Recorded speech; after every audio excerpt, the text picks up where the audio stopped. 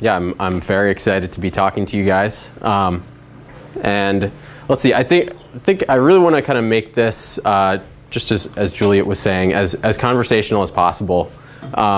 Really get into kind of what are you guys thinking about in this space? Because I'm kind of interested in learning as well. As Greg said, I come from an engineering background. We were talking before class, and he was mentioning a student of his who had taken, who was an engineer, I guess finished a PhD, and had taken one course on business for engineers. And then in the real workforce kind of relied on that entirely. So I didn't stick around long enough to take that class. So I'm kind of working on it as I go. So basically any kind of advice I can get from you guys about what makes this space valuable is really insightful.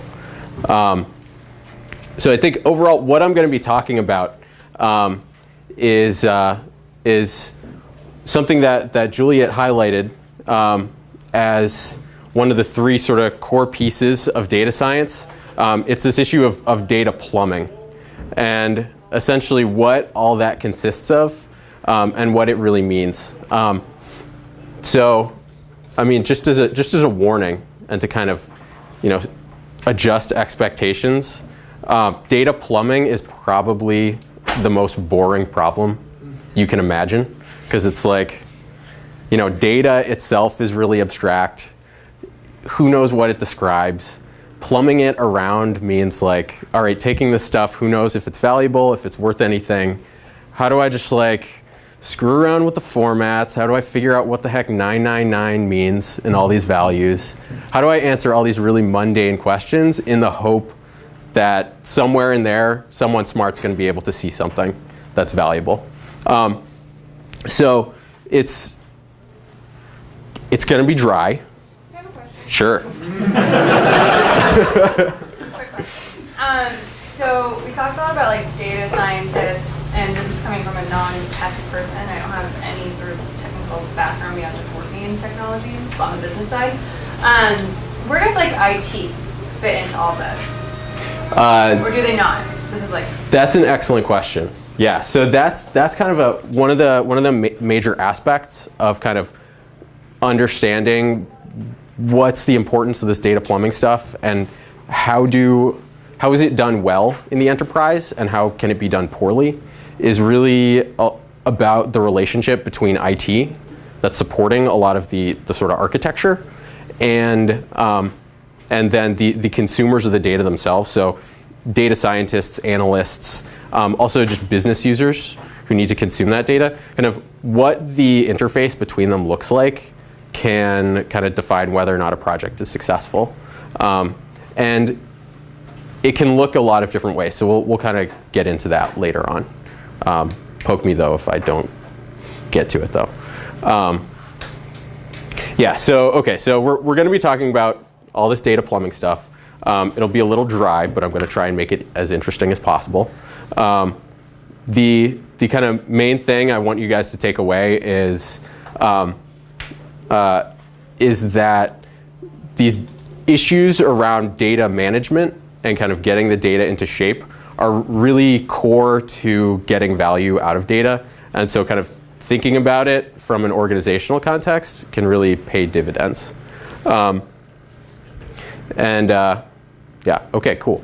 So yeah. We frequently hear the 80-20 rule, right? So 80% of the time you're spending kind of processing the data and cleaning the data and so forth. But it seems like even before you can get to that 80, you've got all this back end stuff that you've got to deal with just to make sure that you even have data in the first place. Totally, not just collecting it, but storing it. Mm-hmm. Yeah, absolutely. So I'm going to kind of go into what are some of those different. So basically, starting from that kind of common, you hear that a lot, that 80% of data scientists' time is spent on data preparation. And so I'm going to kind of go into what does that actually mean, break that down into some more concrete understanding of what are the phases going on, and then you can kind of get a good sense of, okay, why is this really a challenge, and what are some ways to deal with those challenges. Cool. All right, cool. So let me start with just by introducing myself here. So I'm currently at Tamr. It's a small startup company. I'll give you some details about that in a second. And so I'm a co-founder and an engineer at Tamr. I kind of spend time between coding on the product and doing what we call field engineering. So interacting directly with customers, kind of getting their data, getting it into shape with the product, going through pre-sales and service support, stuff like that. So previously, though, I did a lot of other things. I guess I started out sort of in a more sort of data science-y position, not this sort of. I think Juliet described it as a data engineer is kind of what I do now. So I got a bachelor's in physics way back when, and I went to work at CERN in Switzerland on the Large Hadron Collider out of school, and did that for a little while, which was cool. So that was like science-y stuff. But while I was at CERN, it was like the second fiscal quarter of the year, and federal funding for high-energy physics was cut by 75%, something like that. And it was like 2 quarters in, so basically like physics was done for the year.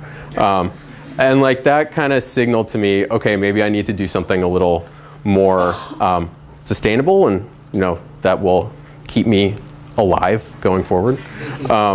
So then I got more into software engineering, basically through the work in physics.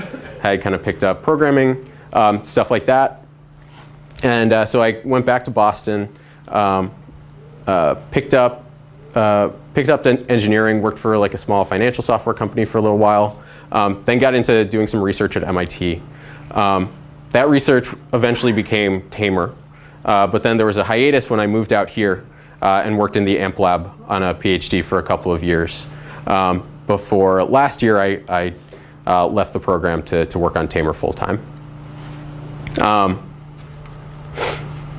Cool. So now let me give you some info on my company and kind of what we do. So we were founded officially back in 2013. What was that? 2 years ago? Okay. And we're in the space of kind of what we call data curation. We make enterprise software for these data management problems that come up. And we see ourselves as kind of making a new generation of solution. I won't go too much into sort of salesy stuff about that, but it will kind of, I'll get to sort of some of what our special approach is later in the talk. And if you guys have any questions, let me know. So the company, my co-founders are actually veterans in the space and know way more about how to start a company than I do, which is very nice for me. But so Mike Stonebreaker was actually a professor at Berkeley for, I think, like 3 decades. He was one of the original inventors of the relational database system while at Berkeley, and has been a serial entrepreneur ever since. Then Jerry Held was actually one of the first computer science PhD students at Berkeley. He's chair of our board. He also wrote the first relational database system. And then Andy Palmer is a serial entrepreneur in the Boston area who's kind of worked with Mike in the past. Do any of you guys, have you heard of Vertica Systems? Cool, we got one. Big database. If you have big data volume, you want Vertica. But so they had previously worked together on that company. So we have some very strong backers and really excellent customers at this stage. So full steam ahead. Okay. So after the introductions, a little bit about kind of what are we doing here? Kind of why are we here? And so I was thinking this is kind of some of where I want to hear from you guys, maybe as like an icebreaker what you're thinking about here, kind of where's the value in this space.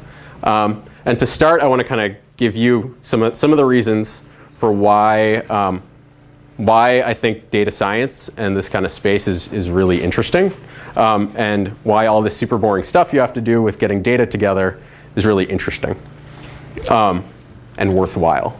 And so where I think that starts is this kind of really, I'm a long-haired hippie from Berkeley, so I can say this, just like the pursuit of knowledge here. Like, if you're working in data science, like what you're trying to do is figure out things that no one has known before, no one has known previously. And so, like, if you think about what is going on at CERN with this Large Hadron Collider particle accelerator, this is like a $9 billion project to figure out one number. And that's like only kind of a vast oversimplification. But if you think about it, we're really just trying to measure this one number. There's a ton of work and a ton of data being sifted to kind of get down to that. But it's sort of this idea that like that one number is really extremely valuable, is sort of very compelling.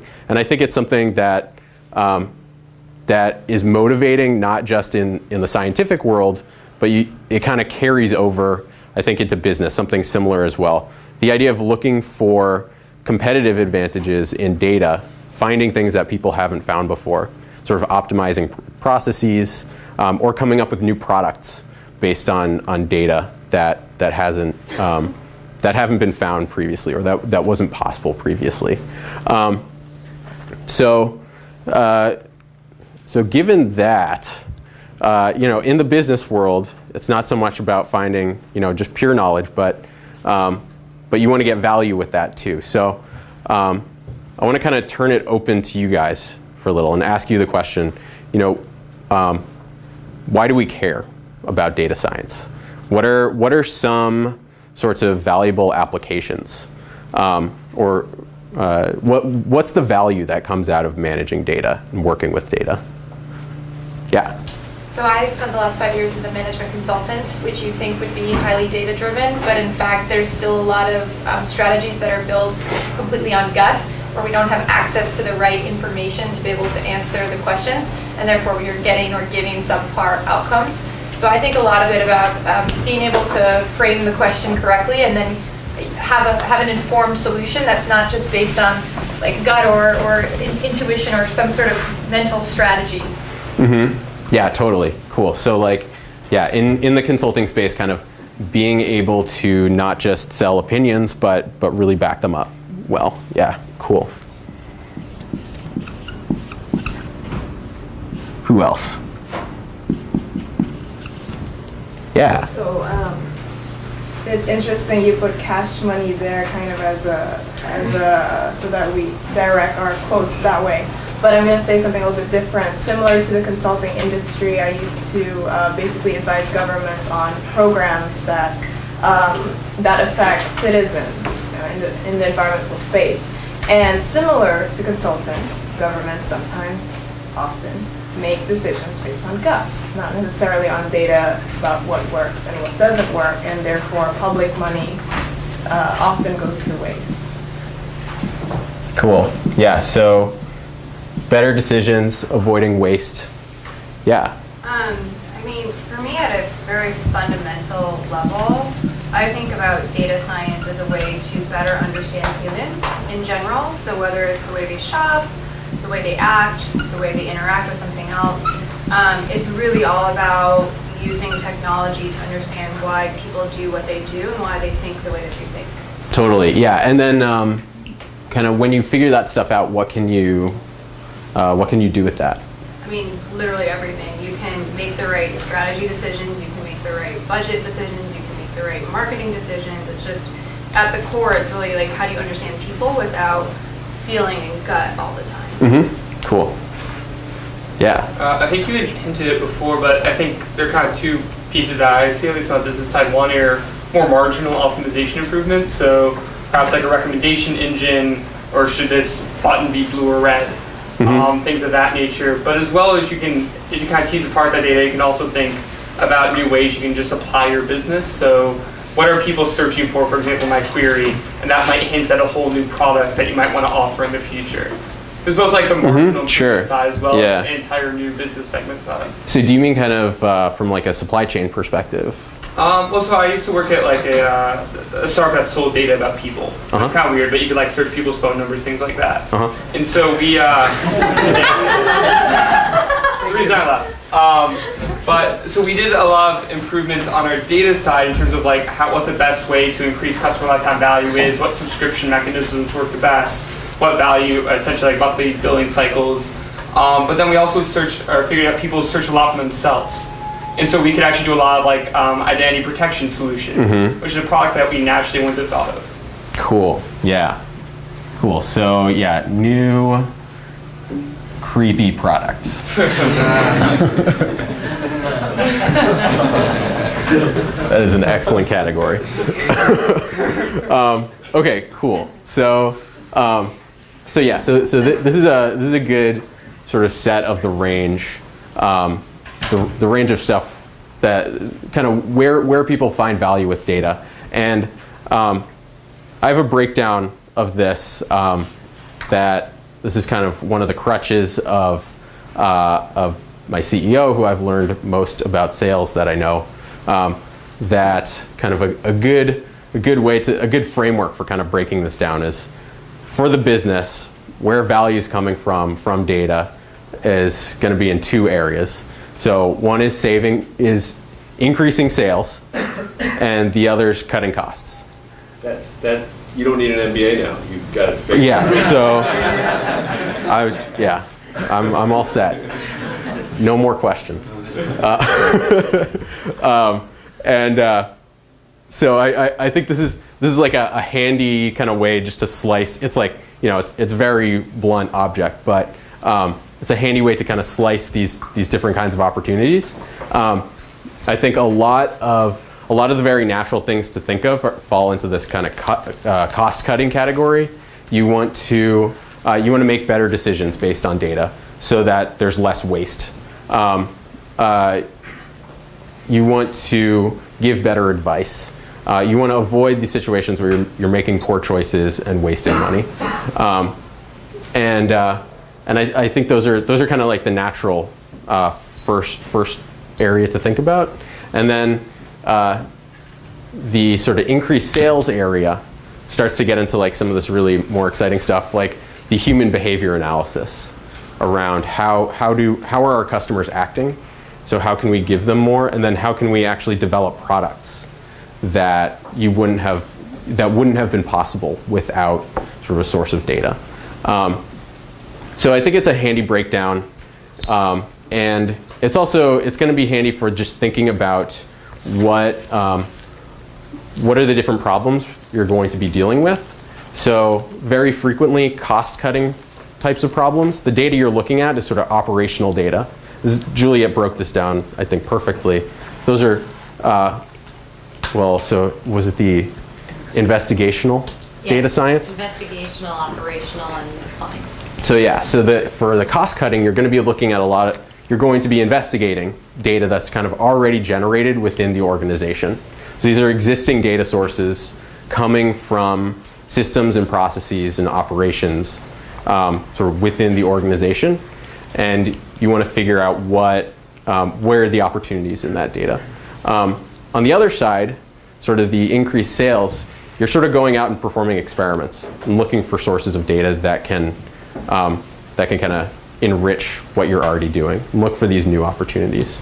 So that's going to be a handy breakdown going forward. Okay, so now there's all this opportunity that we've just discussed, but what are the obstacles to getting there?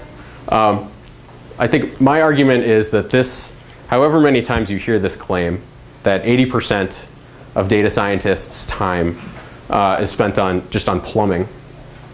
I think it's very common, but it's very true. And fundamentally, a lot of getting at the value in the data is really just getting it into shape so that the value becomes obvious. So we're going to be kind of breaking this down and kind of what does it actually mean? What is this 80% of time really? Oh, and actually, Juliet, you mentioned your colleague Josh Wills. So a year and a half ago, I TA'd data science in the engineering school. And Josh came and spoke there. And one of the things he said was, everyone says it's 80% of the time. It's really 95% of the time. And he also said, there are all these startups and companies doing analytics and stuff like that and software. And all he can think of when he sees a new one is, leave me my 5% of why I actually like my job. And like solve the problem that's hard. And that's a pain in the ass. So that's what we're going to be getting into here, is kind of what does this really look like. And so is this, does this kind of message resonate with you guys? Is this something you've seen, your experience? We've already kind of heard a few opinions. Yeah. This number keeps getting thrown around, this like 80% of time on their plumbing, so we're trying to solve it. And this is something that at the company that I'm currently working at, like, it is a big issue. But the view that we have is kind of we're going to devote a lot of resources to get our data in better shape so that people don't have to spend 80% of the time. So like, I guess I'm curious about how static this 80% of the time is. Isn't it like for a while it takes 80% and eventually cleans some stuff up and it should take way less than that? So that's a great question. So that's kind of been the traditional assumption, is the reason this is taking so long is because we just haven't put in the work to organize everything. And if only we had the right initiative and the right set of software solutions, then we'll be able to kind of get on top of this. And I think the reality is that because of all the different places data is coming from, you're sort of never done with that process. Because a lot of working with the data gets to these kind of human communication issues where you need different people in the organization to kind of understand themselves. Kind of all the data scientists need to be able to access relevant data to studies they want to do. They need to be able to find that. And they're going to think about it in different ways, and especially in different ways than kind of where the data came from. So that's a little abstract, but we'll go into that. Yeah. To put it another way, a lot of people say that because when the data was collected, the uses to which it would be put were not anticipated. So, a lot of it's legacy data, a lot of it's historical data, a lot of it which was people never thought it would ever be used for anything other than some narrow purpose. The idea of letting everyone in the organization party on the data is a relatively new phenomenon. So, going forward, if companies have a coherent strategy for collecting data and designing sensors and collection techniques with the view to making it possible for everybody to party on the data going forward, then shouldn't that 80% go down? And isn't another way of saying it, isn't a lot of this sort of a legacy issue from kind of the pre-big data science generation? So that's an interesting question. I think definitely it's starting to get better. Some of the technology changes solve parts of the problems, but not others. And let's see. And even kind of in cases where companies are very forward-looking, it's extremely hard to anticipate all of the future needs, kind of as you were saying. So even if the collection effort is perfect, it can go wrong. So like one example is we've worked with a pharmaceutical company that whose basically their lifeblood is in drug discovery. And they spent decades collecting all of their sort of bench science results from biochemists in essentially spreadsheets in Microsoft SharePoint. And so decades and decades of work. And you'd think like if anybody would know like this is like the data that we should be collecting perfectly and getting right and getting totally coherent, it would be kind of a discovery organization. But so basically then they had to go through a very painful process of taking all those spreadsheets, integrating them together in all these ways, and building out that central repository. And then as they did that, they started some new collection systems in parallel. And so immediately, everything they had designed was out of date. So it's kind of like there's a continuously evolving process that makes a lot of these systems obsolete before they get off the ground. I actually also wanted to comment on the question because I also thought it's like a steady state assumption, right? That's built into the question where you would say, hey, we're probably done at some point. And then I was just thinking like, we had like business intelligence coming up like 20 years ago, and then we were like, oh, once we get out all the input in the same format, then we save all that time, and then like new data comes up, and then the sensors come up, and then the next generation of sensors comes, and so forth. So yeah. Totally. I like your answer. Okay, cool. So let's start breaking some of this down, and maybe some of the reasons here for why this is difficult will start to come out. I think at a very high level, this is sort of a useful framing of what are the different categories of this plumbing work. Kind of what are the challenges that when you go out into the enterprise you're going to see, and sort of just getting at data. And so to start, I want to talk about these in the context of sort of a single data scientist. And maybe you have one task, you have one analysis you want to do. Kind of what might be hard in your life, in just getting your job done. So the first problem is pure discovery. It's kind of figuring out who in the organization knows where to find this data set that I'm looking for. So like an example of why this is hard, we worked with one client that's a web company. They sell textbooks and have like student forums and stuff like that online, which seems like a really hard kind of business to have because anyone can sell textbooks online. And the way they've actually grown and been really successful is by buying up all of their competitors. So they're at this point where they're now pretty large, but all of their data is kind of fragmented in different systems that were keeping track of their customers from all of these different mergers and acquisitions. So if an analyst wanted to say they're interested in marketing to students who had recently moved or something like that, then there are a ton of different places they have to look just to try and find, where can I find data that has customer locations and physical addresses and stuff like that. So just getting data itself can be a big problem. And you've probably all had experiences of, probably a lot of you have worked as consultants. You have to get like some spreadsheet from a client. Maybe it takes 2 weeks for them to send it to you. It shows up and it's empty. You have to start over, stuff like that. So it's kind of the sort of first step of just getting access or getting the location. The next problem is access. This has to do with the physical architecture, the physical machinery that stores the data, and getting inside of that. So data in the enterprise lives in a lot of different kinds of places. It lives on people's personal laptops, in spreadsheets. It lives in relational database systems, organized by central IT. It lives in the cloud now, things like Salesforce. It's kind of all over the place, and depending on where it is, you kind of have to have there are different ways of accessing it, getting it down. In the sort of new environment of big data, there could also be cases of data sets that they're too large to ever pull down locally. So anything you do, you have to log on to a remote system, maybe submit jobs on a cluster. It's one of the big things Cloudera can provide to an enterprise is that kind of large-scale compute framework.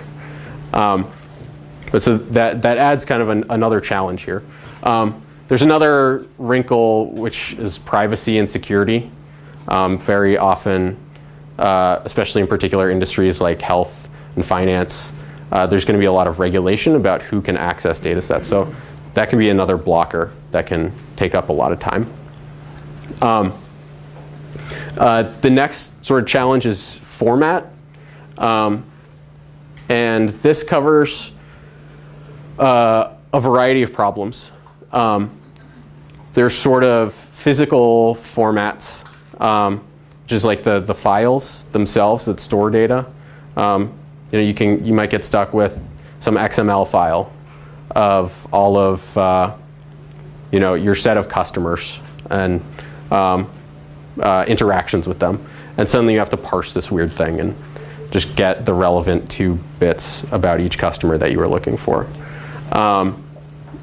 It can also mean issues just around how people have written down the data. Like maybe, take that example before, if you wanted to do a marketing analysis of customers who moved recently, and it turns out the data set you get has everybody's location as a latitude, longitude, and you really need it as a street address because you want to send them something in the mail or something like that, then how do you translate back? The reality is that this is where a lot of the variety problems come in, because data is formatted for operational needs to begin with. So depending on the system that's creating the data in the first place, there's going to be some preferred format, some ideal format. Kind of all of those issues that Juliet was talking about with meeting requirements of different system operational agreements, that will impact a lot of this representation. So dealing with that variety can be very hard.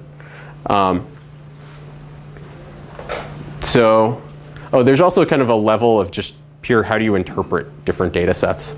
I did a lot of work at one point with integrating economic data from public sources, and economic indicators are the result of kind of very complex computation, and they can be computed in different ways by different organizations.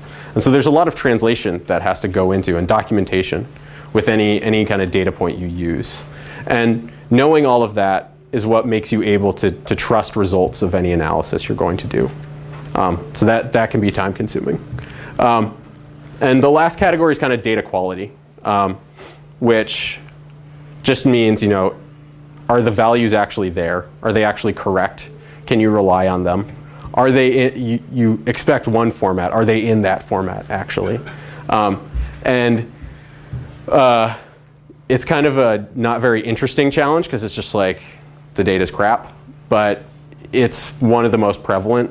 It's kind of omnipresent. Whenever you're working with data in the organization, somebody screwed it up somewhere, and you have to deal with that. So it's just always worth keeping in mind that there's this overhead of working with data quality at every level.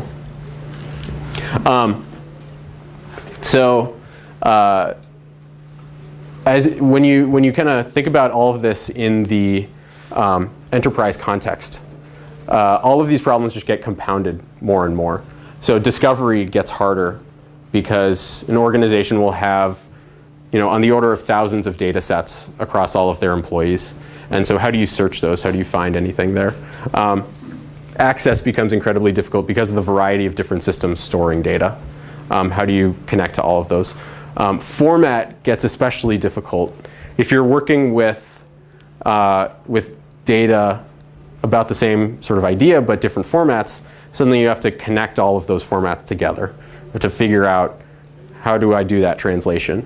And then maybe you're working with, say, customer data. If you have a bunch of customers in this silo of data and some over here, how do you find out when they're the same customer and you know something about them in both places? And then data quality, just always bad. Okay, I want to make this a little more concrete and kind of present some of the IT-driven solutions that are meant to address some of these problems that you'll probably encounter. It'll be good to know about. So the first case study is around customer data integration. This is one of the sort of most common areas where all these problems come through. And every company has customers, so this is really a very generic kind of problem that affects everyone. So I want to talk about a particular case with a large auto manufacturer kind of faced with wanting to bring together data about their customers.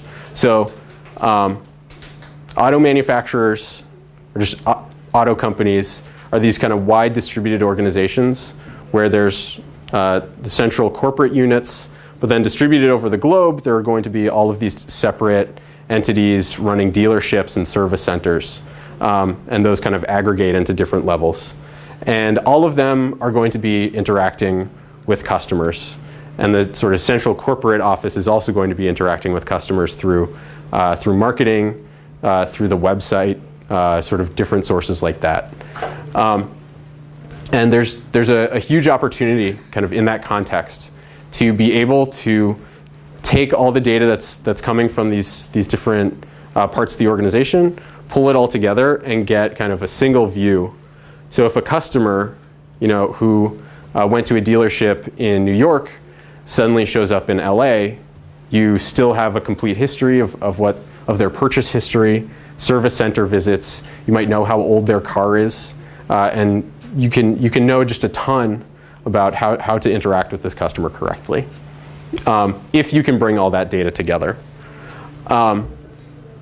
So a kind of traditional thing to do in this space is to take all that data and put it into an enterprise data warehouse.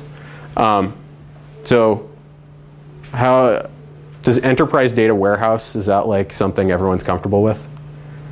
Feel super good about, yeah, I've got one at home. Oh, I asked about Vertica before, and no one knew what it was, so I'm going to assume no. So an enterprise data warehouse is like a really big relational database that's going to sit on many different computers and kind of cover a lot of data. So it's sort of a very traditional, dates to probably like early 90s, traditional way to handle big data and run analytics quickly. Because it's a relational database, kind of a prerequisite is you set up a model of all the data that goes into it before you load anything. So that the problem of format and quality, you kind of say, I'm going to come up with a set of requirements for what the format of anything about customers has to be and the quality standards it has to meet. And that's just going to be, we're all going to decide on what's the right format, and we're going to get that correct. Then what we're going to do is pull all these different data sources. We're going to get data from all these dealerships and service centers from the website, and bring it all together, translate it into that format, and load it into this system. And then it's going to be great. You're kind of going to be done. Because you'll have this data warehouse that keeps track of everything. And discovery is kind of solved. Access is simple because everyone's getting the data from one system. And it's great. So what's the problem with this? Anyone? Ideas? Want to change your format later? They want to add columns? Totally. Yeah. So you could be getting that that schema right, that format right, is extremely hard to do, and it's going to change all the time. Yeah. You acquire another company. Yeah, that's a good one. So suddenly you're Ford and you buy, I don't know, whatever. You buy Tesla because that sounds fun. And now you have to take all their data and shove it into your data warehouse. Or suddenly you have two of these, and it's twice the maintenance. Yeah. No, I was just actually thinking of the companies that I used to work for. I need to bring in a new company to try to find something that umbrellas all the information that I have. And I'm quite sure there's going to be a difficulty with all the different divisions and different information. So I know in-house we can't do it. I'm assuming there are companies outside that can provide that type of service? Yeah, totally. So it's incredibly challenging, kind of building this, and it's incredibly expensive. Basically, taking all of those different data sources, you can imagine every dealership might be storing data about customer interactions in different ways, and if you had to go through 4,000 spreadsheets from all those different locations and turn them into this format, that's going to be you're going to be paying Accenture a lot of money to do that for you. So this is a very expensive approach. Okay, cool. I'm running a little short on time, but I think we're doing okay. So that's great. So that's kind of a traditional approach to where do you put all your data so that it's centrally accessible.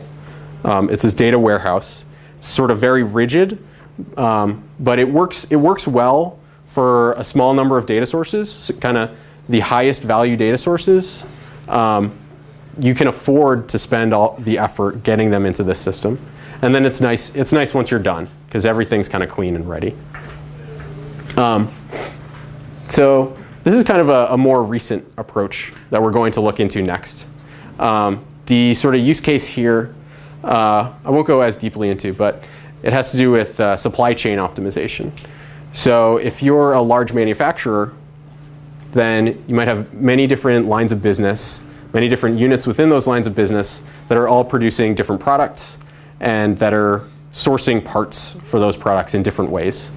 And so traditionally, all of that planning and management happens in ERP systems, enterprise resource management systems, which will be provided by Oracle or SAP or whatever vendor. Each of those systems is kind of a very complex representation of everything about different vendors, about different parts, different products, about invoices, transactions, kind of all the information you would want to know about the supply chain. For large companies, though, you get into a very large opportunity to start to look for efficiencies across these different lines of business and across different units. And so if you could take those separate ERP systems managing different products and bring them together, then you can kind of realize some of the savings, some of these opportunities. Another kind of a new approach that wouldn't say, okay, take all these ERPs, shove them into a data warehouse, is to say, no, that's way too expensive. We can't do that up front, and it's not going to be flexible enough, because actually our ERPs change a lot, all these units change, our use of them changes, and that's too slow for us. So the other approach is this kind of data lake approach. And a data lake, roughly speaking, is it's more like a file system like you have on your laptops. It's just a place where you can dump a bunch of files, raw files, with data in them, on top of a computer architecture that's going to be able to deal with that data even if there's a huge amount of it. So this is kind of the new big data solution, and something like a Cloudera Hadoop cluster might be used in this context. Is that fair to say?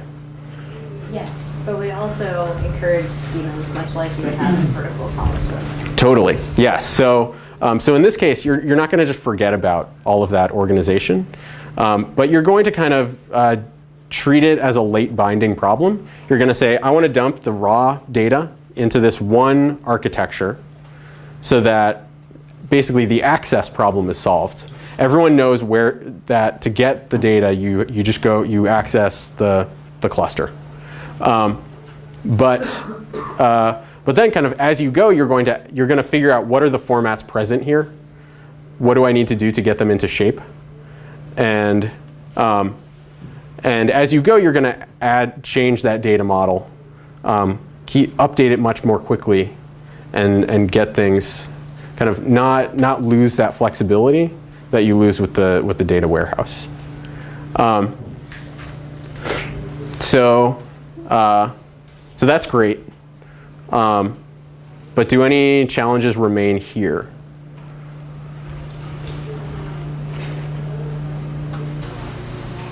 Yeah. I mean, I imagine bringing any two disparate pieces of data on that thing together to do an analysis potentially pose problems in terms of formatting or quality consistencies. How do you mean? Like if you're, I don't know, taking a whole bunch of data on parts and a whole bunch of data on engines and trying to figure out, like, I need to build this many engines, how many parts do I need? Like, these stored in separate formats, they may not have keys that link to the Yes. Okay. Yeah. Totally. So basically, all that variety, you kind of haven't done the work up front of getting it all to look the same. So now when you go and you want to work with multiple data sets, that falls onto the data scientist. So now that becomes part of that 80% of the work. So you can go and get the data pretty easily, but then using it becomes more difficult. Exactly. Another issue we see here a lot is... Give us the punchline. Okay, yeah. This clock up here is actually slow. Oh! Just realized. All right, cool. Let's see. I can mostly skip this. This isn't really that useful. Yeah, so the question is, how do you deal with this? How do you deal with these different types of problems? There are, I think, two classes of traditional solution. They're kind of traditional top-down enterprise software solutions. So ETL is kind of this process. That's how people get data into a data warehouse. Sort of you get some powerful software, you hire a bunch of IT staff to use that software to work out how to make all the data look the same, and then you get it together. Master data management kind of is similar, but solving the format problem of how do I actually know all the customers who are the same in different sources. So this is kind of rule-based. It's the enterprise data warehouse approach of have requirements, figure it out in advance, and then you're done. The other approach is kind of bottom-up. It's figure it out as you go. Let the data scientists kind of find the data that's relevant and get it into shape. And that's great because data scientists have lots of good skills for data engineering. But at the same time, now we've gotten to that problem of the 80% problem. So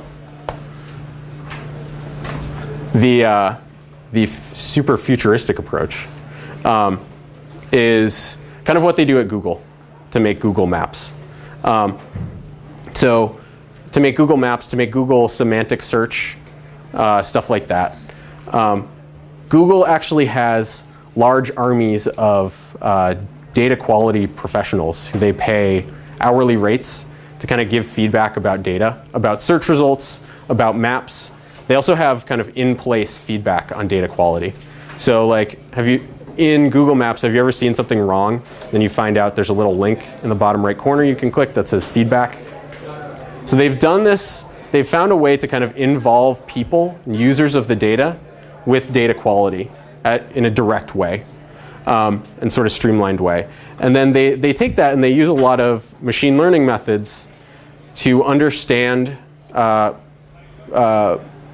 what those users were correcting and to find quality issues, formatting issues in automated ways with assessments of confidence so that they can basically roll out high quality data everywhere.